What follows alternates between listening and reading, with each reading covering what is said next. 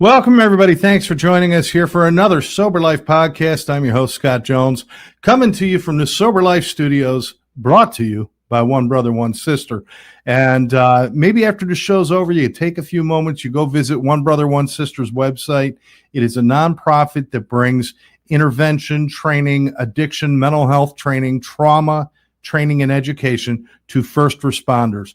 Never at any cost to the first responders. We do it through donations. We do it through charitable organizations, and we appreciate your support. Anything you give really helps us to get the word out to our first responders and perhaps maybe be a hero to the people who've been a hero to us for so long. And you can all participate. Go to onebrother1sister.com. For joining us right here on Sober Life Podcast, I want to remind you, please like the show, subscribe to the channel, and share this with your friends. Now that we got all that out of the way, every once in a while I get a chance to talk to somebody who just kind of like really is interesting and sparks something with me. This is a gentleman I met. We've been doing some trainings over on the other side of Florida, over on the Gulf Coast. And we got this guy. He was a supporter. He's from Valiant Recovery. He's actually the CEO of Valiant Recovery. And they have supported us going over there and training first responders and getting the message out there. They've been a great amount of support to us. And certainly we appreciate their dedication to helping people with addictions and mental health. So that being said, let me bring him in. His name is Royce Dockrill, and he is the CEO of Valiant Recovery. Royce, how are you, brother? Well, how about yourself, Scott? I'm doing just fine. I appreciate you taking the time. You're a busy guy. I do know this. Tell us real quick, what is Valiant Recovery? Kind of where are you at, and what do you guys do? So Valiant Recovery, we're primarily inpatient addiction treatment centers. We started off in Canada with 3 centers, and then in the last 4 years, we've been operating in Florida with another center there. The center in Florida, we do accept insurance and all levels of care, so we can continue to work with a person and see, great success rates. Our primary focus, I think, is really individualized treatment. We keep things really small. We've got programs as small as 5 individuals maximum, up to 20. But we want to focus on the whole person. So we take a biopsychosocial spiritual approach, looking at all aspects of an individual, so that we can figure out what's in the background driving that addiction and address those issues. Because we could just focus on the physical side of things, or the emotional side, or the spiritual side, or the psychological side, and have some level of success.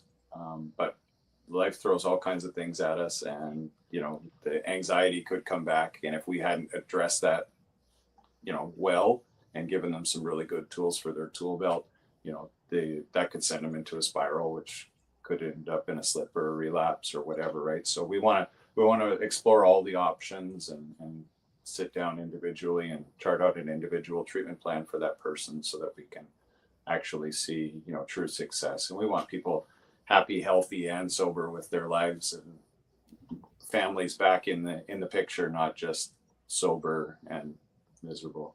So. Now, I know that you started this with your wife 15 years ago. I got to ask, there's a lot of easier ways to make a living. There's much easier ways. Why would you guys, obviously, since you did it together, you and your wife, why did you find this to be important for you to do? We felt called as a couple to do this, because in our hometown of Kelowna, British Columbia, where we started the first center, there was a real lack. I mean, there were government-funded programs, there were some church-funded programs, but the success rate at those isn't as good as we would like to see. And primarily that's because they only focus on maybe the addiction, or they maybe focus more on the spiritual side. But we wanted to combine all of that and bring it together, so that we were dealing with the whole person and looking at the complete picture. And we've been keeping it really small, as opposed to, 30, 40, 50, 100 bed centers, where if I could keep everybody's name straight for a day, that would be a successful day. That's just not successful recovery, right? So Well, and that's important. That's by design that you kept it small, because people do get lost in the larger centers. And I'm not saying that there could be some really good ones out there. I'm not knocking them, but it is really important that you have that individual time and you get to know people one-on-one, isn't it? No, for sure. And even because it's so small, even if we're doing a group session, because you get to know the other patients in the program, you build a level of comfort, and you're able to actually open and discuss some pretty deep subjects in group sessions that would otherwise be reserved for one-on-one sessions at a lot of other programs, right? So we do see some really, really cool moments in group sessions where, you know, if somebody's talking about a sexual trauma that they experienced, and you know, especially if it's males, I mean, most guys are not going to open up about that. But if somebody has the courage to do that in a group session, all of a sudden others start chiming in with their experiences, right? Because they realize, oh, it's not just me. This has happened to other people, and I'm not alone. So the small group size allows us to even dig deep in group sessions. And tell me about staffing. Are you really particular in who you bring on, and what kind of skills are you looking for in a staff to be an effective staff? We are very particular.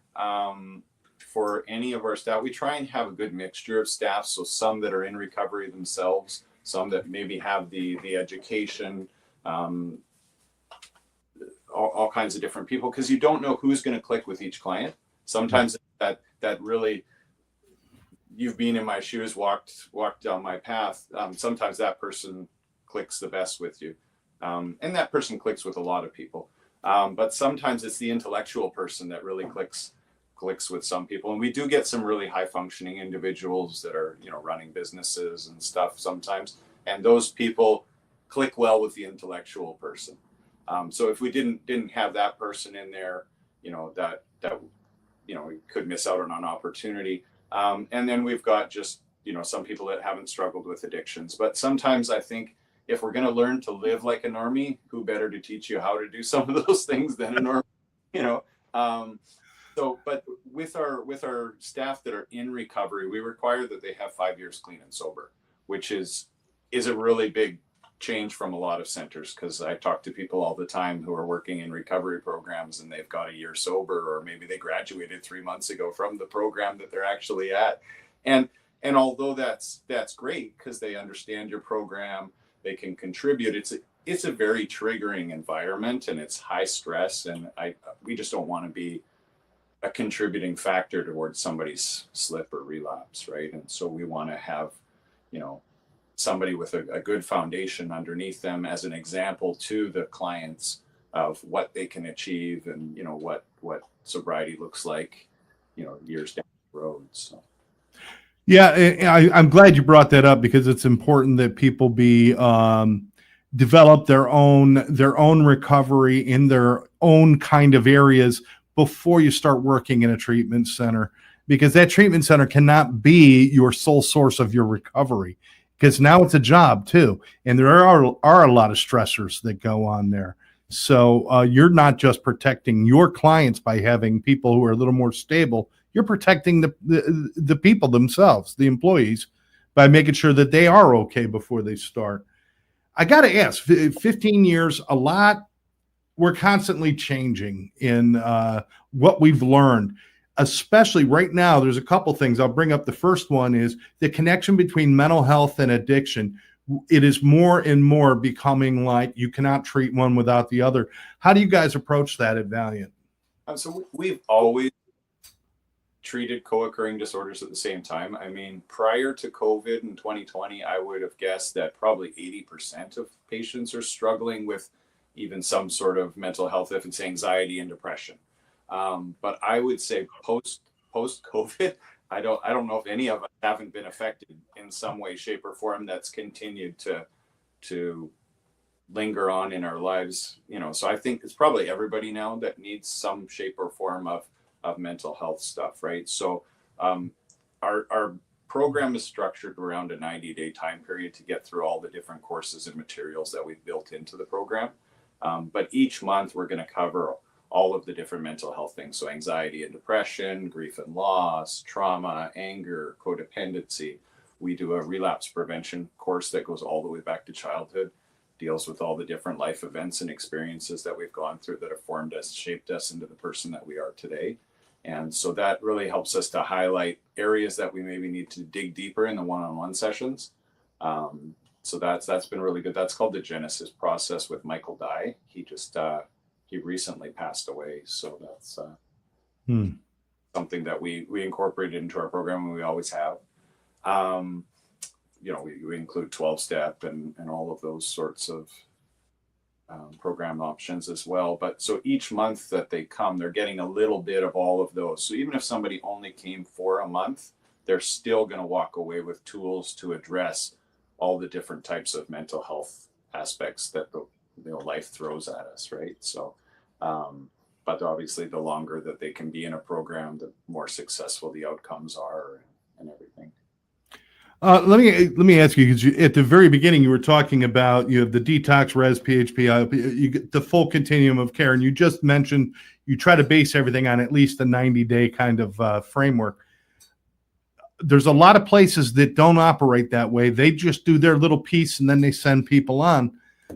That's problematic, isn't it? Because if you unpack somebody's problems or trauma and they're only with you for 10 or 14 days, you don't have time to deal with it. So there's a lot of this peeling the layers of the onion, but we're not getting a lot of healing. That's really important, is it, to stay in one place? I believe so. And the thing is you're not rehashing everything. Every time you go to a new program and you start over, they don't know where you're at. You got to start the whole story over and try and catch them up on what you've worked through at the last program. Whereas if you're just stepping down through levels of care in the same program, everybody's still on the same page. You're still working with the same therapists. It's just a different intensity of sessions and groups and that sort of thing, right? So the other thing it does allow us to do by being an all-in-one continuum of care is that we can work with most people's insurance to get them an adequate length of stay. Whereas otherwise, if we were a detox and, they only wanted to pay for 5 days and then they wanted to step them down, now they're off to another center. And then at that center, if they weren't willing to give them more than a month, then, they're stepping down into a PHP and so on and so forth. And so it's terrible, right? But we've been really successful lately at keeping people for 60, 90, even 120 days in the residential level.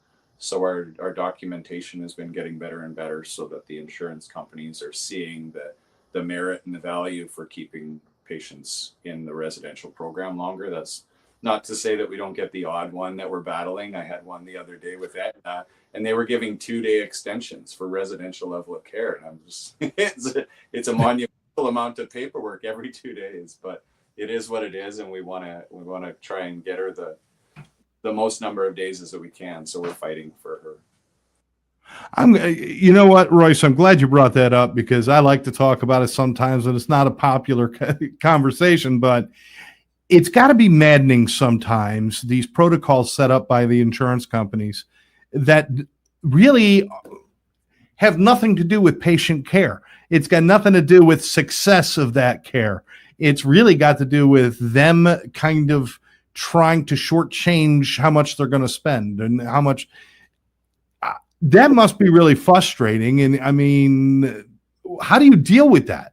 Well, it is frustrating. It's been a learning curve for myself because for the first 11 years of being in this field, we worked in Canada where there is no insurance coverage. It's all cash pay. And so it's a different sort of environment because people have a level of buy-in. And if they're having a rough day and they want to walk out the door halfway through, they think about it a little more because they're, do I really want to walk away from the investment and the money that I've put into this program? Whereas in the US where we're dealing with insurance, if you're having one of those pink cloud moments and you feel amazing and fantastic because you haven't had 14 days clean sober for the last 15 years, you can talk yourself out of it. And if it's not costing you anything and the door's still open to come back in a few weeks or a month if you need to, then it's too easy sometimes, right? So it's been frustrating working with insurance companies because we have enough issues trying to keep the client motivated to continue moving forward in recovery, because we've got our addictive brain fighting us, telling us that we're good. We don't need all of this. This was overkill. I feel like I'm never going to drink again. They pull out the script. It's the same script that they use at every center, verbatim, word for word, right? And right. We've got them fighting themselves and wanting to stay, but then we've got the insurance company saying, well, we think they're doing really amazing, and I don't think they need to be in the residential level of care. We're just going to skip PHP too, and we think IOP would be a great selection for this individual, and so you're fighting it on both sides, trying to get people. And I can have, like I said, I have enough struggles with the patient. Maybe I got an authorization for another 10 or 15 days, but they're feeling great and don't even want to stay. And so I'm trying to explain to them, like, if the insurance company is giving you 15 days, there's a reason. They don't hand these out freely and willingly. If they're willing to do that, then they see that you still got things to work on.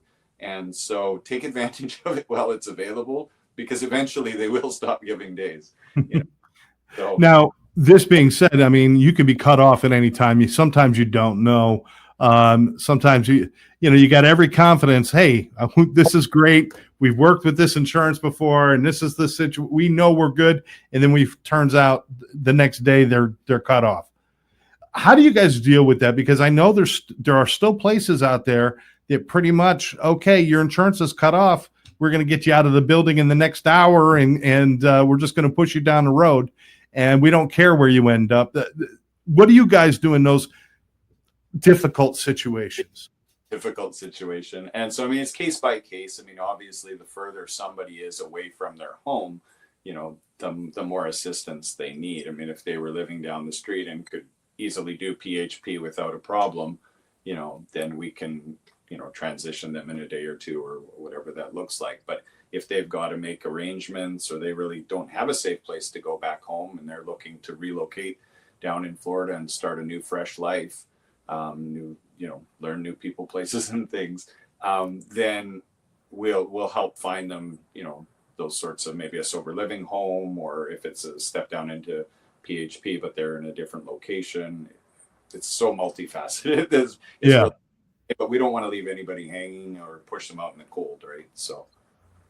And it's important for treatment centers to build relationships with local entities, halfway houses, all sorts of things, even other treatment centers, because they may have a specialty situation that would be better. And you guys, there are still some out there that are still, all they're doing is doing battle with each other. But those relationships are important for your success, aren't they? They are, for sure. I do wish that more sober living homes would get FAR registered, because they've tied our hands on being able to even bring up their name in a discussion.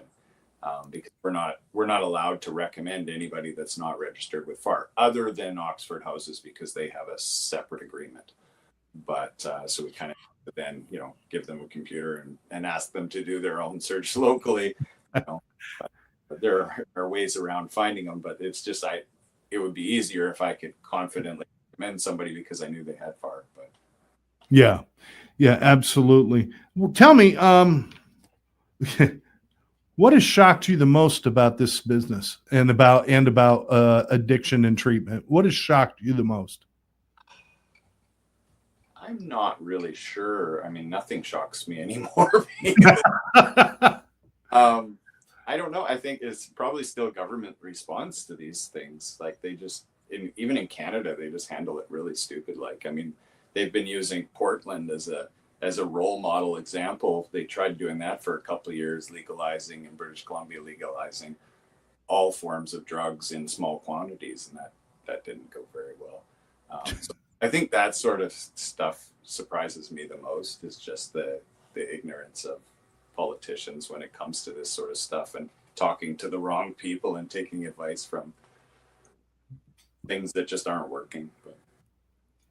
Yeah, I think I think what always shocks me is that it seems like there's an acceptable number of deaths that people kind of say, oh, well, that's better. Like if we go from 20,000 down to 18,000 and they're like, oh, that's an improvement. I'm like, how can we even say that's better? It's not. I mean, one is too many. Do you feel there's still an apathy out there for people who are suffering? If I go back to the government, like in BC, we've got safe injection sites. We've got wet housing, so it's free housing where they can live at. They can't use. I don't think they can use in their rooms, but there's a room, downstairs where they can safely use. So they've freed up any resources that the individual has to just now spend on their addiction.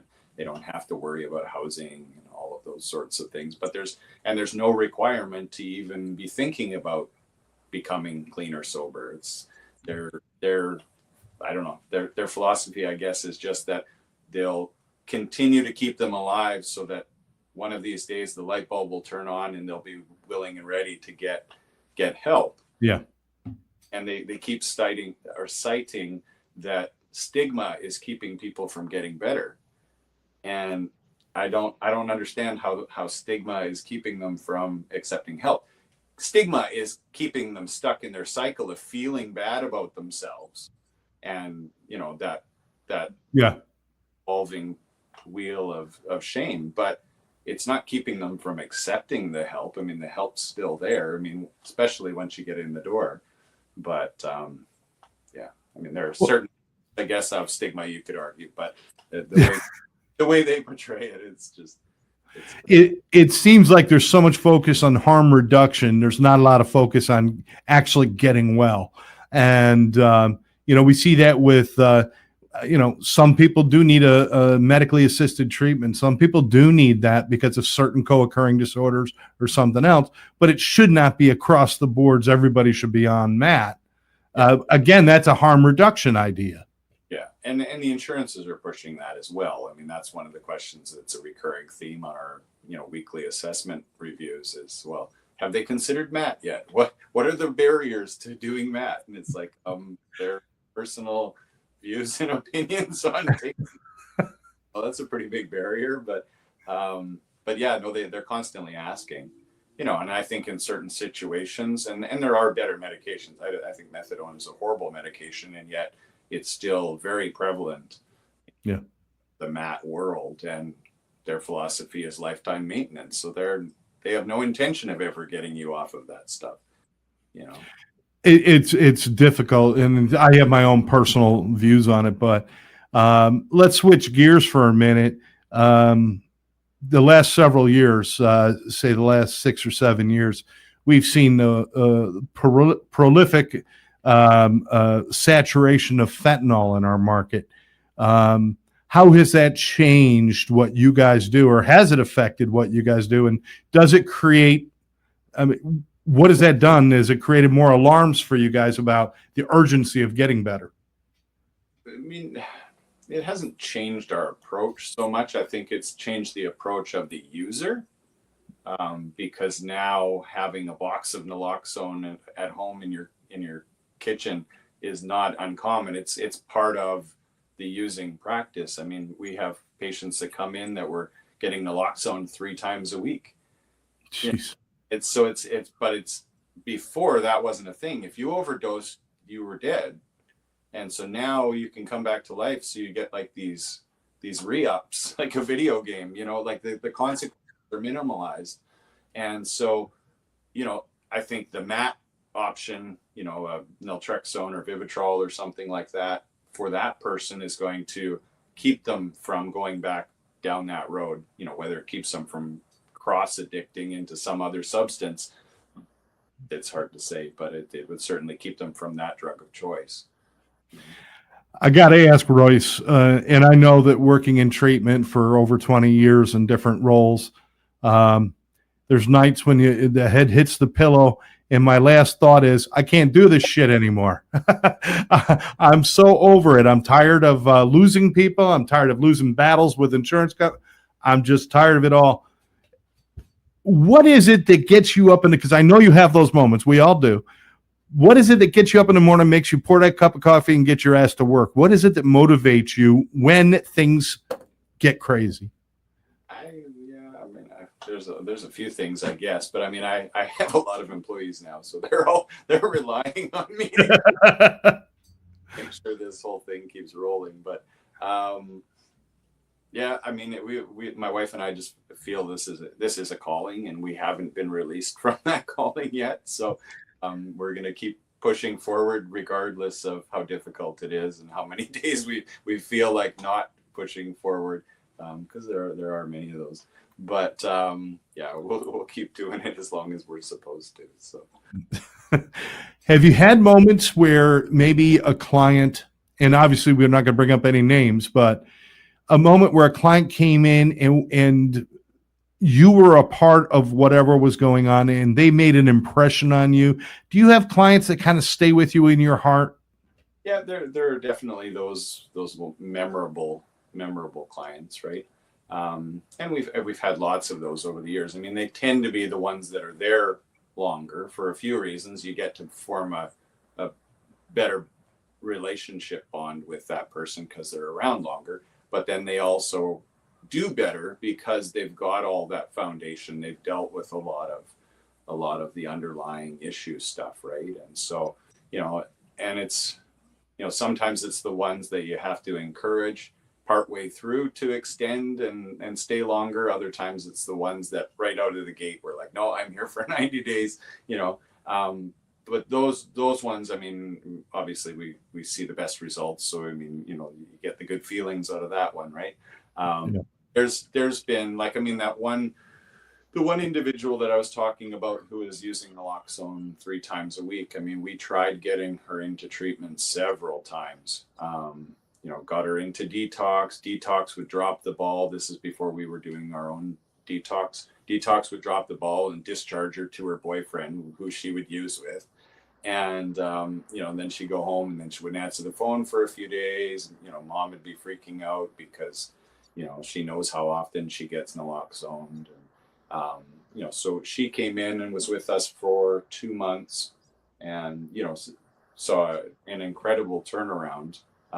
Wasn't really willing to do the 3rd month, but she did step down into some other levels of care after that. So, but definitely a saved life there for sure, because he was on a dark path, that's for sure. Royce, let's play a game for a minute. You've got some real control over the universe, all right? Again, we're pretending.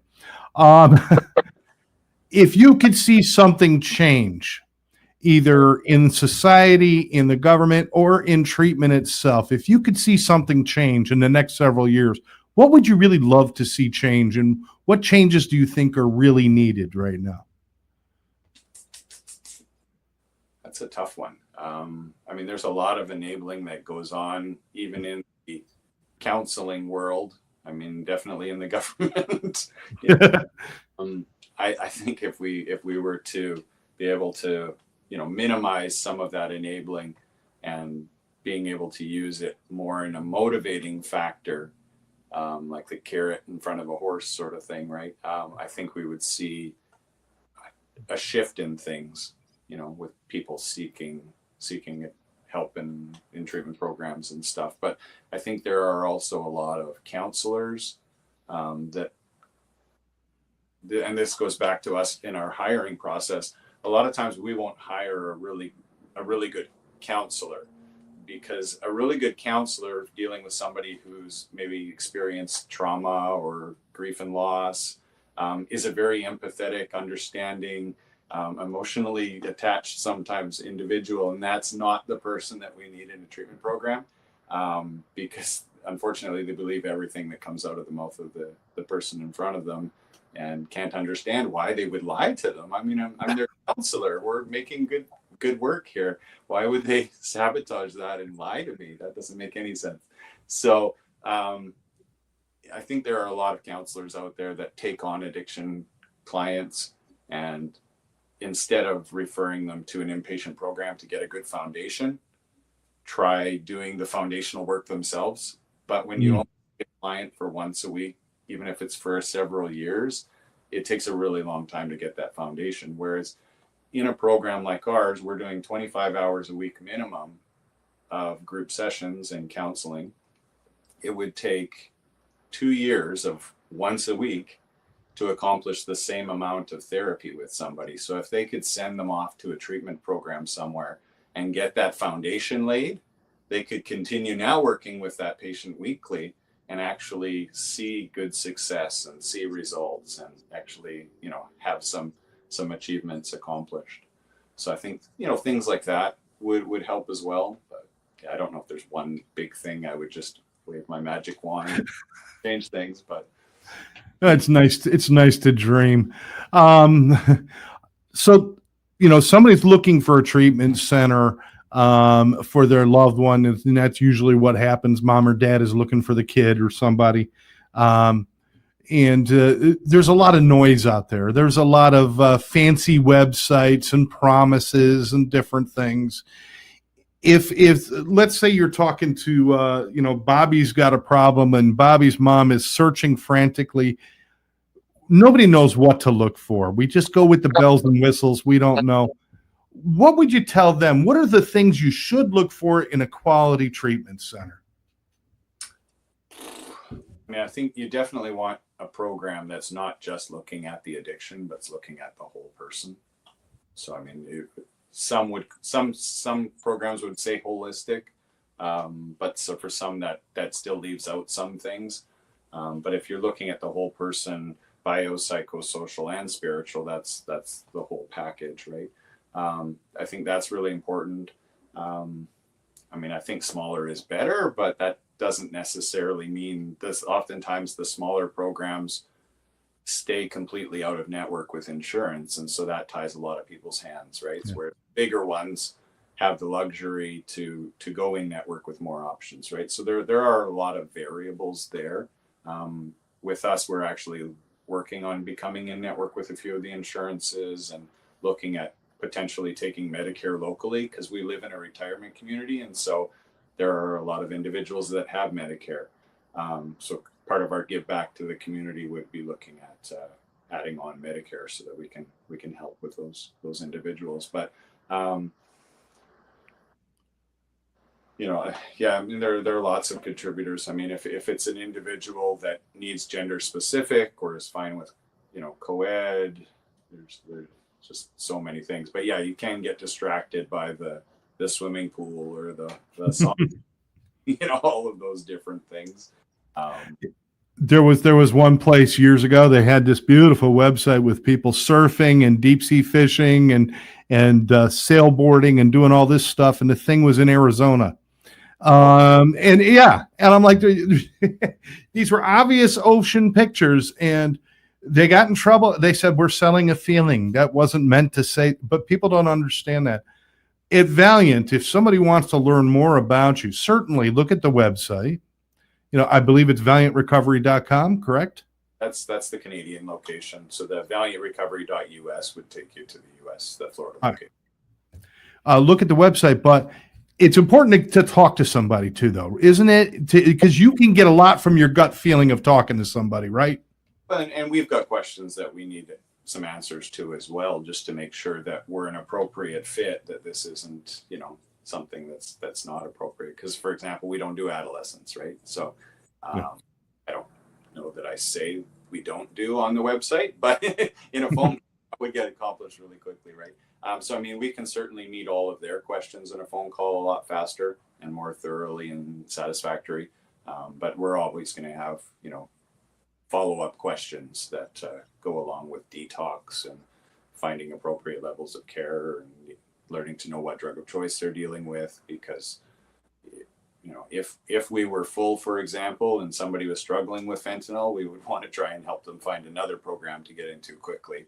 Whereas if it was, they were just smoking weed and it was, becoming a problem in their life, if they could wait a week or two, it wouldn't be life-threatening particularly, right? So we need to know the urgency as well, and our census and being able to respond and all of those sorts of things. So, Royce, I want you to take a moment and brag.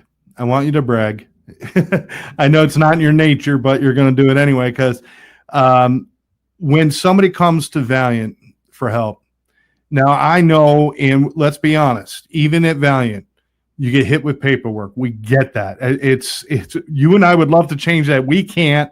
It's not our faults, but we can make it easier on them. But it's still hard. In a lot of big, especially these big treatment centers, you get in there in the first 2 days, you are scrambling, doing all of this, doing paperwork. There's really no you time. It's all about doing what you have to do to get in. It could be very stressful. Do you approach that differently with people coming in, especially since you're a smaller unit? Can you approach that differently, other than the fact you still got to get that work done? Well, we've got timelines from the state that we have to hit. Yes. So, seeing a doctor within the first 24 hours and, getting the history and physical done and the psychological evaluation. And then we've got, the clinical stuff with the biopsychosocial and, the intake assessments and then the treatment planning. And so there is a lot to do in the first, 24, 48 hours sort of thing that's mandated on us. So as much as we'd like to change that, there's not too much. I don't think that would be different from a lot of places. But you also go to you start to build the relationship with them. It's not all just that. You take time with them, right? Because the staff that are doing those assessments, because we're a smaller staff, because we're a smaller center, it's the same staff doing those assessments that are working with you in the group sessions, that are maybe doing the one-on-ones with you. So it's not that you have to keep rehashing the same information, because as you're doing those forums and gathering that information, the therapist is retaining that information to carry on into your first one-on-one session, right? So the first one-on-one session, you can actually start getting into some things, as opposed to, starting all the way back in the beginning and moving forward with everything again, right? So there's certainly that part is sped up, just because of, we don't have everybody siloed into their little areas. We wear a lot of hats because of the size of the program. So everybody gets versed in different aspects of the program. So. And that works to the advantage of your clients, that, like you said, they're not having to meet new people every 5 minutes, tell the same story over and over again. Everybody gets to know you, and that's important. Before we wrap up, I really want to know this, and this is important. I believe your daughter works there too, right? Yeah, she fills in here and there. Yeah, she fills in. Well, that's good. I mean, hey, if you can keep your daughter involved, and your whole family's involved, you're doing something right. I'll tell you that. Nice kid, by the way. What kind of feeling? How would you describe the atmosphere at Valiant? We're talking about Punta Gorda right now. What kind of atmosphere is it? How does it feel? And what were you trying to develop when you kind of built it around that atmosphere? Sure. So we try and make it as home-like of a feel as we can, and because it's small, it's more family-like as well, right?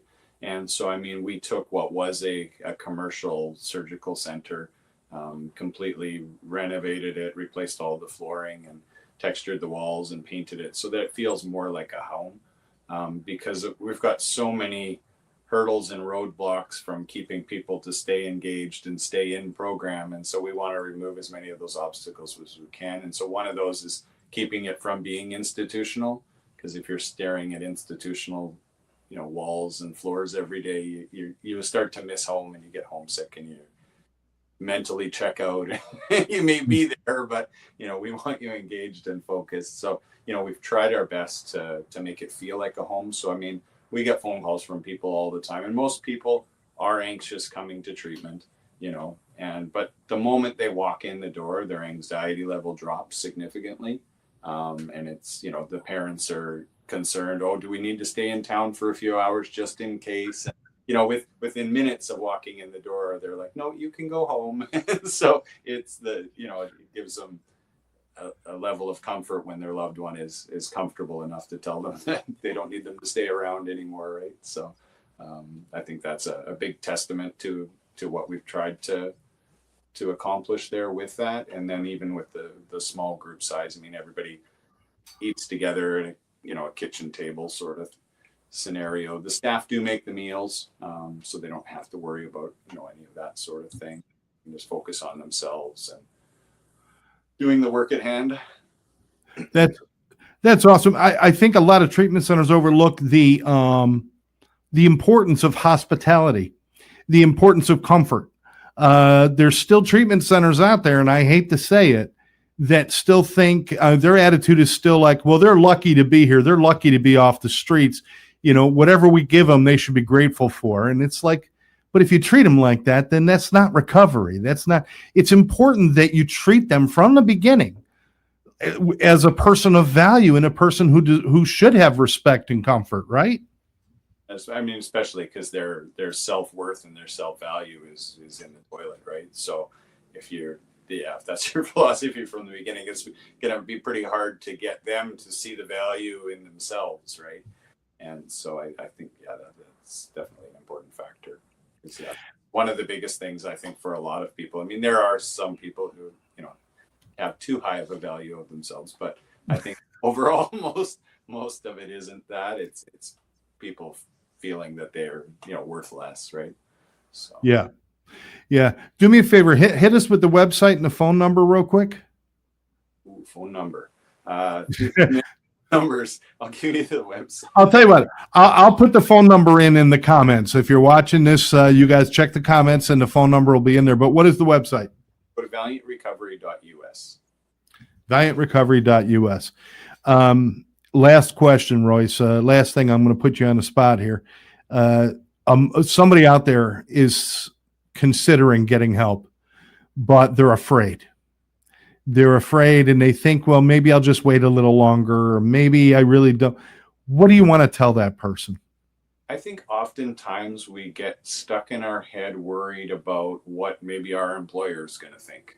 And the truth of the matter is, if we're a good employee and we're doing fairly well at our job, the employer sees the value in you taking some time away for yourself and getting better, because you're going to be so much more productive when you come back to them, that's not even a concern. Oftentimes we see employers stepping up and willing to pay for people's treatment, but the response from employers usually is very different than what we've imagined in our heads, right? They're generally very supportive. If you were a poor employee, then there might be a different outcome, but for most people, the employers are very supportive, very helpful, and family as well. Most families have been waiting for this day to come along, and they're willing to, even if they're estranged, once they hear that you're getting into a program, there is a level of support even before you get in. But once you get into program and they start seeing some changes in your life, and they see the evidence, the fruit on the tree, that things are different now than they were before, those things start to come back into our lives. And I just want to say, just make that phone call. It's not a commitment. You don't even have to give your name right away. Just if you want to ask a couple questions, ask those questions. Because I think a lot of people make that final determination after they pick up the phone, not before, right? Yeah. No, and it's that very heavy phone call, right? It's a 1,000-pound handset to pick up. But once they do, and we start talking, and